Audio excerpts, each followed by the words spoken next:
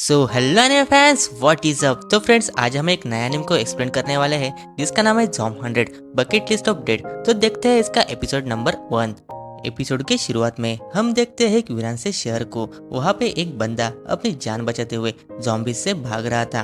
तभी हम देखते हैं कि ये सब तो टीवी में चल रहा था और वही एक बंदा नूडल्स खाते हुए कहता है, मुझे कोई ऑफिस लाइफ से बचाओ। और वो टाइम देखते हुए कहता है, अब मुझे सोना चाहिए, मुझे काम पर भी जाना है। और वो वही सोते हुए कहता है, मुझे नहीं जाना है। फिर हमें 3 साल पहले की कहानी दिखाई जाती है जहाँ पे हमारा एमसी पहली बार ऑफिस गया था और वो खुद को इंट्रोड्यूस करते हुए कहता है, मेरा नाम है तेंदो अकीरा। और वो बहुत ज्यादा खुश होता है क्योंकि उसे अपनी ड्रीम जॉब मिली थी और वो खुद से ही कहता है, मैं अपना बेस्ट दूंगा। और बॉस उसे उसकी सीट दिखा के वहाँ से चला जाता है। और तभी वो एक लड़की से टकरा जाता है और पहली झलक में ही वो लड़की उसे पसंद आ जाती है। फिर वो लड़की अपना इंट्रोडक्शन देते हुए कहती है, मैं सावरी होतारी, मैं अकाउंटिंग डिपार्टमेंट से हूँ। और वो अपने तेंदो को अपने पहले दिन के काम के लिए बेस्ट ऑफ लक कह के चली जाती है।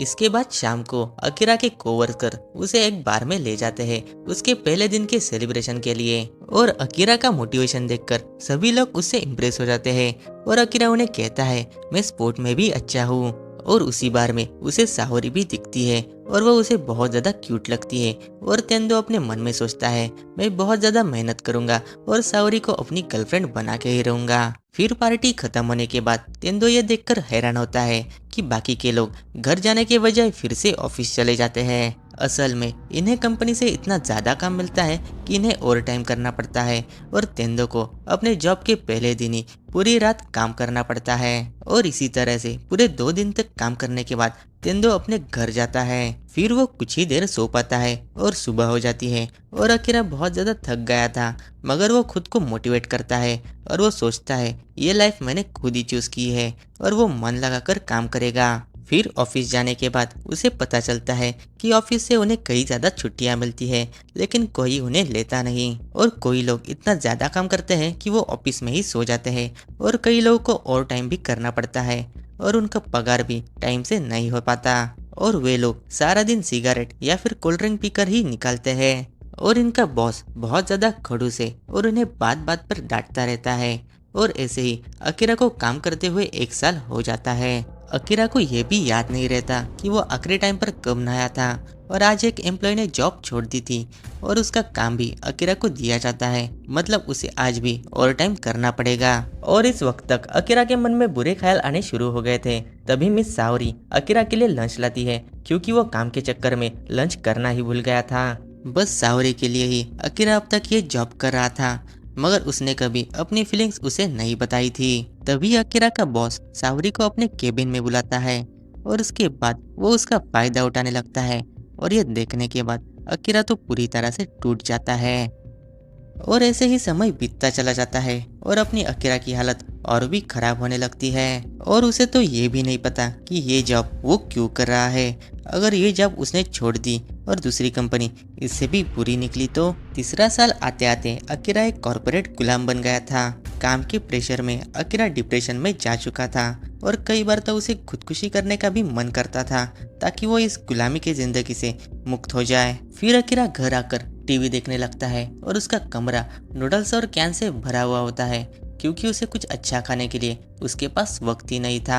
अकीरा को इससे कोई फर्क नहीं पड़ता था क्योंकि इस सब की उसे अब आदत हो गई थी और वो बस अपने दिन काट रहा था और उसके जिंदगी के रंग सारे उड़ गए थे।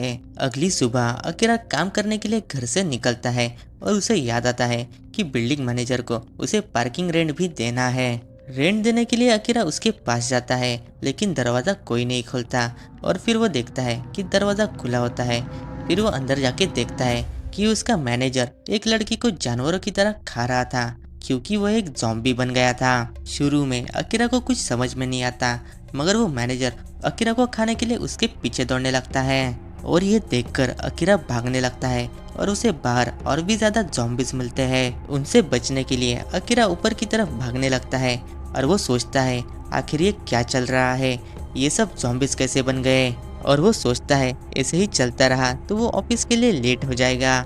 और भागते हुए अकीरा टेरेस पे पहुंच जाता है और वो देखता है कि ये वायरस पूरे शहर में फैल चुका है और सभी लोग ज़ॉम्बीज बन गए हैं। इसका मतलब अब उसे काम पे नहीं जाना पड़ेगा और वो ये सोचकर वो बहुत ज़्यादा खुश होता है और वो अपनी आईडी कार्ड निकाल के फेंक ही देता है, क्योंकि अब वो आज़ाद है और वो बिल्डिंग से कूदकर सेफ लैंडिंग करता है और वो ज़ॉम्बीज़ से बचकर भागने लगता है। और वो बहुत ज़्यादा खुश था क्योंकि उसकी लाइफ में सारे रंग वापस आ गए थे और काम के चक्कर में वो तो भूल ही गया था कि ये दुनिया कितनी ज़्यादा खूबसूरत है। फिर अकीरा एक सेफ जगह पे जाके लेट जाता है और वो सोचने लगता है कि अब उसे क्या करना चाहिए। ऐसी कई सारी चीज़ें हैं जो तेंदो करना चाहता था, लेकिन उस वक्त उसके पास टाइम नहीं था। लेकिन वो आज ये सब कर सकता है जो वो करना चाहता था। फिर अकीरा को साओरी की याद आने लगती है और वो डिसाइड करता है कि वो उसके पास चला जाएगा और उसे वो अपनी मन की बात बता देगा। फिर अकीरा अपने साइकिल से ज़ॉम्बी से बचता हुआ साओरी की घर की तरफ चला जाता है। पहले तो उसे शर्म आती है कि साओरी उसे फॉरवर्ड ना समझ ले, लेकिन आसपास की हालत को देखकर वो डोरबेल बजा देता है, लेकिन उसे कोई जवाब नहीं मिलता। फिर वो देखता है कि घर का दरवाजा तो खुला है और फिर उसे एक आदमी के जूते वहाँ पड़े दिखते हैं। ये अकीरा का बॉस होता है जो साओरी के साथ रात बिताने के लिए आया था, मगर उसके अंदर भी ज़ॉम्बी वायरस फैल गया था और वो भी ज़ॉम्बीज बन रहा था। फिर अकीरा उस पर 3 साल की भड़ास निकालते हुए कहता है कि बॉस, मैं आपके जॉब से रिजाइन कर रहा हूँ। फिर अकीरा दौड़ते हुए जाता है और वो अपने बॉस को ही धक्का देकर बिल्डिंग से नीचे गिराता है। फिर उसे साइड में ही साओरी दिखती है, मगर वो भी धीरे धीरे ज़ॉम्बीज बन रही थी। अकीरा को ये देख के बहुत ज्यादा बुरा लगता है। फिर वो साओरी के सामने अपना प्यार कन्फेस कर देता है। साओरी, जिस दिन से मैंने तुम्हें देखा उस दिन से मैं तुम्हें चाहने लगा था और मैं अपने पूरे मन से तुम्हें प्यार करता हूँ।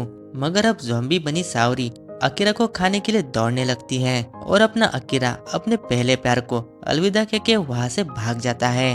और शाम को तेंदो एक सुपरमार्केट के बाहर बैठा होता है और वो सोचता है अब उसे कभी भी काम पे नहीं जाना है।